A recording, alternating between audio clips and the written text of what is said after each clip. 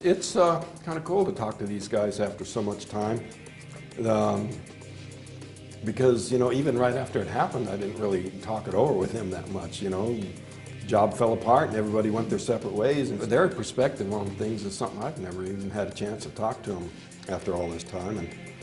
And like the two of them being here today, they haven't even seen each other for 30 years.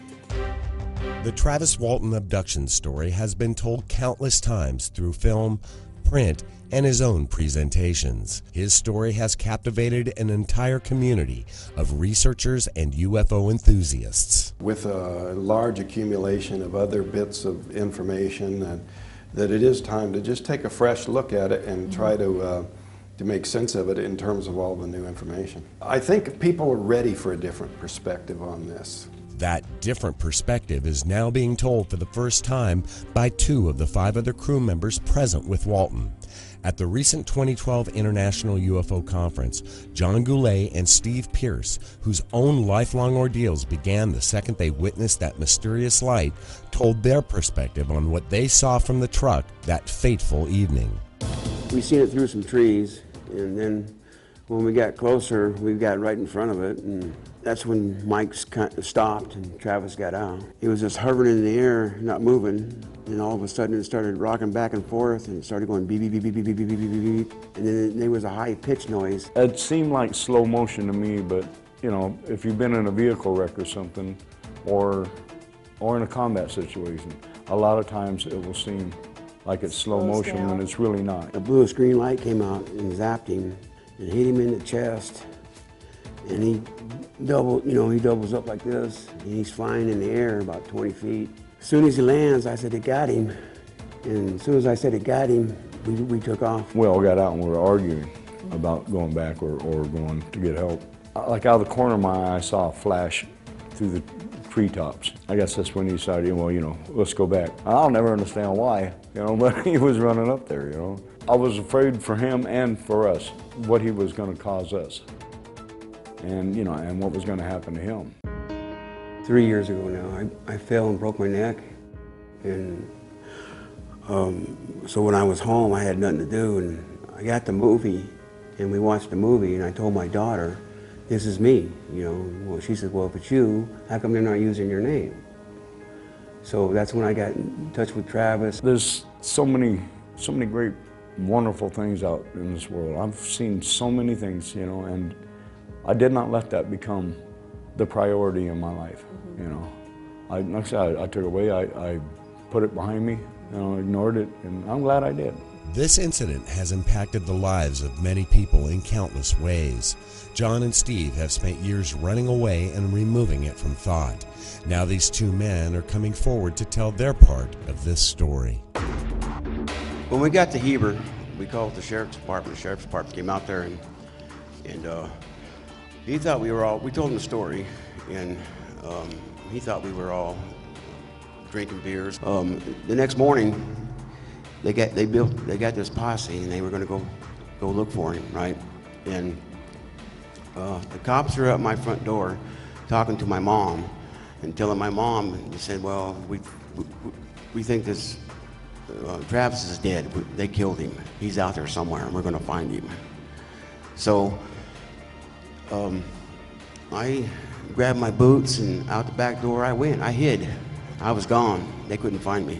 I went to a girlfriend's house, and while I was there hiding, her mom came home, and I was in her bedroom, and her mom was telling her, you know, you can't see Steve no more.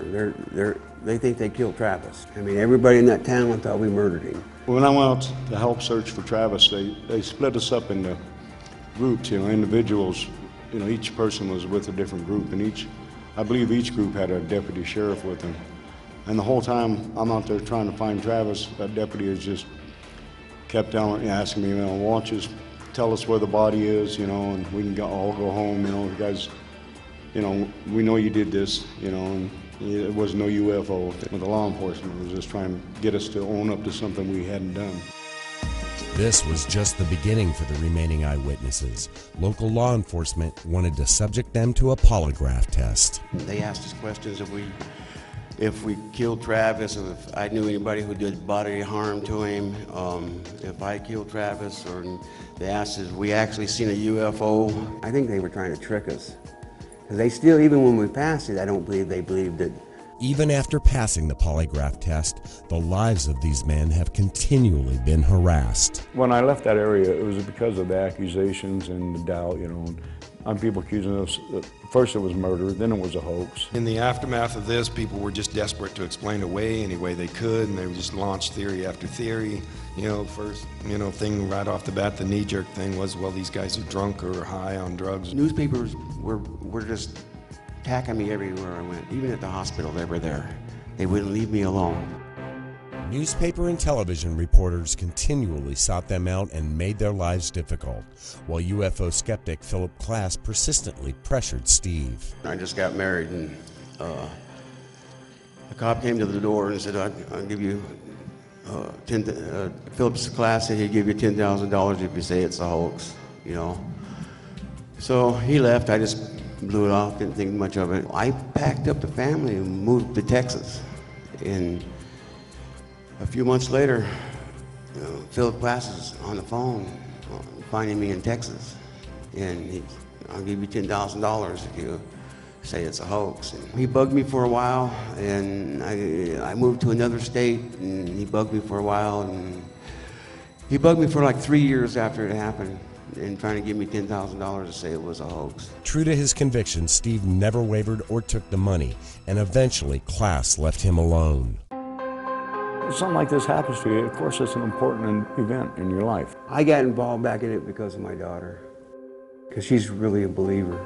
For over 36 years, Travis Walton has shared his story while battling skeptics and submitting himself to multiple lie detector tests, and still his story has remained consistent and true. Now, with additional eyewitness testimony to back up his claim, his amazing ordeal will hopefully be seen with less skepticism and his journey for the truth appreciated. You know, Mike and Travis showed a lot of courage to stand up there all those years and just keep telling the truth over and over again, even though a lot of people doubted it.